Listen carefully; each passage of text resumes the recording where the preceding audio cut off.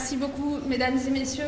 C'est un vrai privilège, un vrai plaisir que de vous accueillir ce soir à la double invitation de l'association Raison de Plus, d'une part, que j'ai l'honneur de présider, et qui a pour modeste ambition d'apporter une contribution à un débat public qui nous irrite parfois par son caractère expéditif, une contribution faite à la fois de raison et d'engagement, d'où le titre, mais aussi du Centre européen d'études républicaines dirigé par Olivier Christin, qui vous en dira un mot dans un instant.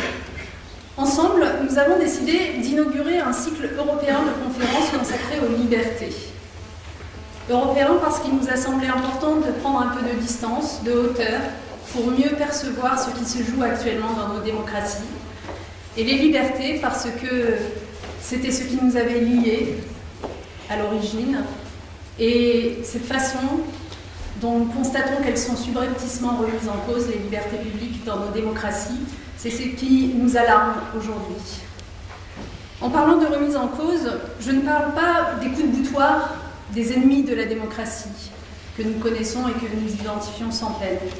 Je ne parle même pas de ce qui se passe dans quelques jeunes démocraties aux confins de l'Europe, qu'on qualifie désormais d'illibérales. Je parle bien de nos démocraties, nos vieilles démocraties bien établies, en France, en Allemagne, en Suisse, en Angleterre, en Italie. Nos vieilles démocraties dans lesquelles nos états de droit, plus ou moins consciemment, sont en train d'infliger des défaites aux principes qui les fondent. Je sais bien que le contexte semble prêter à cela, baisser la garde, accepter des accommodements déraisonnables, affaiblir le débat démocratique. Le sentiment d'un monde de plus en plus dangereux traverse nos sociétés. Il est porté par la montée de l'individualisme et du repli sur soi. Il est aggravé par la défiance des citoyens à l'égard de leurs représentants et même de leur modèle politique. Un nombre de plus en plus grand d'entre eux seraient prêts à les troquer, ces modèles politiques, contre des régimes autoritaires. Tout inquiète, tout menace. Le climat, l'intelligence artificielle, les migrants, les pauvres, les riches, les hommes politiques, les autres, l'avenir. Et dans ce climat-là, les valeurs deviennent contingentes, la vérité devient douteuse, la peur s'installe qui le dispute de plus en plus à la raison. Une peur qui s'impose au gouvernement, mise au défi de protéger des désordres du monde, une peur qui finit elle-même par gouverner les hommes et ceux qui les dirigent. Alors, prétendant répondre à la supposée faiblesse de principes conçus par temps clair et jours heureux, eh bien, nous avons de plus en plus des états de droit qui vont de petits compromis en grandes compromissions. En matière de sécurité et d'ordre public, il en sera question tout à l'heure, de droit à manifester, de présomption d'innocence, de respect du secret des sources des journalistes, de respect de la vie privée, de droits des migrants ou même de droits humains.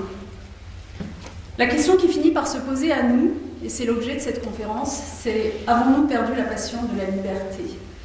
La passion de la liberté qui suppose pas simplement d'être vigilant, mais d'être militant. Ce soir, nous avons voulu donner la parole à celles et ceux qui, avec des expertises et des voix différentes, nous alertent et parfois nous rappellent à l'ordre très justement. 3 débats qui nous aideront, je l'espère, à y voir plus clair et à réaffirmer ce qui fait devant l'histoire notre vieille Europe. Merci à tous ces intervenants qui, pour certains, viennent de loin, vous le verrez, pour nous rappeler que si la République vit de liberté, alors moins de liberté, c'est toujours moins de République.